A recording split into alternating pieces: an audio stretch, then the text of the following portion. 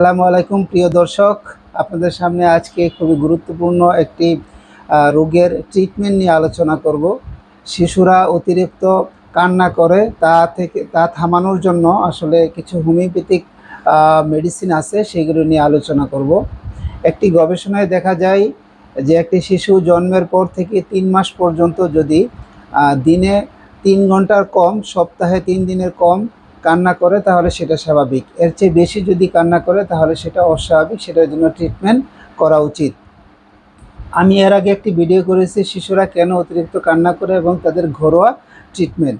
তো ঘরোয়া ব্যবস্থা নেওয়ার পরও যদি না ভালো হয়, সেই ক্ষেত্রে হোমিওপ্যাথিক খুবই ভালো ট্রিটমেন্ট আছে।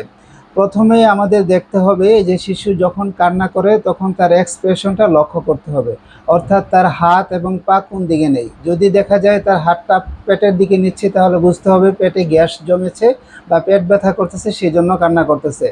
তো সেই জন্য মেডিসিন আছে। এবং যদি সে কানে হাত দেয় তাহলে বুঝতে হবে কান ব্যথা করতেছে। আরেকটা বিষয় লক্ষ্য করতে হবে শিশু কখন কান্না করে। যদি রাতে কান্না করে এক ধরনের মেডিসিন, দিনে কান্না করলে এক ধরনের মেডিসিন। যদি শিশু রাতে কান্না করে তাহলে জেলাপা মেডিসিনটি ইউজ হয়। সাথে রাতে কান্নার সাথে যদি তার অ্যাবডোমিনাল কোলিক থাকে বা পরিপাকতন্ত্রের কোনো সমস্যা থাকে তাহলে এই মেডিসিনটি খুবই সুন্দর কাজ করে। স্পষ্টভাবে বলা আছে স্ক্রিমিং অ্যান্ড টোসেস, অর্থাৎ রাতে চিৎকার করে এবং এপাশ ওপাশ করতে থাকে জেলাপার রোগীটি। আর সেম কন্ডিশন, অর্থাৎ তার পরিপাকতন্ত্রের সমস্যার জন্য যদি সে দিনে কান্না করে তাহলে লাইকোপোডিয়াম মেডিসিনটি ব্যবহৃত হয়। আরও দুটি মেডিসিন আছে, সিনা এবং কেমোমিলা। সিনা মেডিসিন এর পেশেন্টটি রাতেও কান্না করতে পারে, দিনেও কান্না করতে পারে। তবে এর পেশেন্ট চেনার উপায় হলো এর পেশেন্টটি হচ্ছে দাঁত কিরমির করে, অর্থাৎ টিথ গ্রিন্ডিং করে, এক দাঁতের সাথে আরেক দাঁত লেগে হচ্ছে কিরমির করতে থাকে এবং নাক সবসময় বালিশে ঘষতে থাকে অথবা এক হাত নাকে সবসময় থাকে। এর পেশেন্টটি খুবই হচ্ছে খিটখিটে হয়, ইরিটেবল হয়ে থাকে। এবং সে যখন কান্না করে তাকে কোলে নিলেও তার কান্না থামে না। সে অনেক জিনিস হাতে নিতে চায় কিন্তু নেয়ার পরে অল্পক্ষণ কান্না থামায় আবার ফেলে দেয়। তাহলে এই লক্ষণগুলি যদি থাকে তাহলে আমরা সিনা মেডিসিন দিতে পারবো। আর কেমোমিলা মেডিসিনটি আমরা দিতে পারবো। কেমোমিলা মেডিসিনের শিশু দিনরাত কান্না করে এবং খিটখিটে মেজাজ, তবে তার শিশু এর কেমোমিলা মেডিসিনের মানে পেশেন্টটাকে যদি কোলে নেওয়া হয়, শিশুটিকে কোলে নেওয়া হয় তাহলে তার কান্না থেমে যায়। এবং কেমোমিলা মেডিসিনের পেশেন্টটি হচ্ছে বদমেজাজি হয় এবং সে হচ্ছে আনসিভিলাইজড হয়, একটু অসভ্য টাইপ হয়।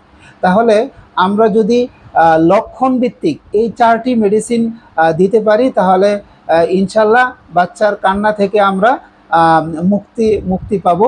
আর বাচ্চারা যখন কান্না করে তার সাথে আসলে খারাপ ব্যবহার করা উচিত হবে না। তার এই এক্সপ্রেশনগুলি খুব সুন্দরভাবে অবজার্ভ করতে হবে। সেই অনুযায়ী একজন রেজিস্টার্ড হোমিওপ্যাথিক চিকিৎসকের কাছ থেকে মেডিসিনগুলি আপনারা নিতে পারেন।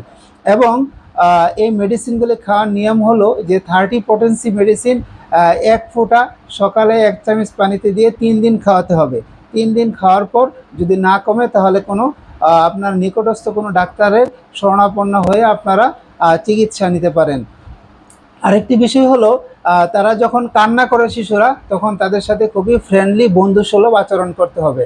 কেননা আপনি যদি তার সাথে আবার খারাপ বিহেভ করেন, বকাঝকা করেন, মারধর করেন, শিশুরা তো বুঝতে পারে না। তারা তাদের কান্নার মাধ্যমে তাদের সমস্যাগুলো এক্সপ্রেস করে।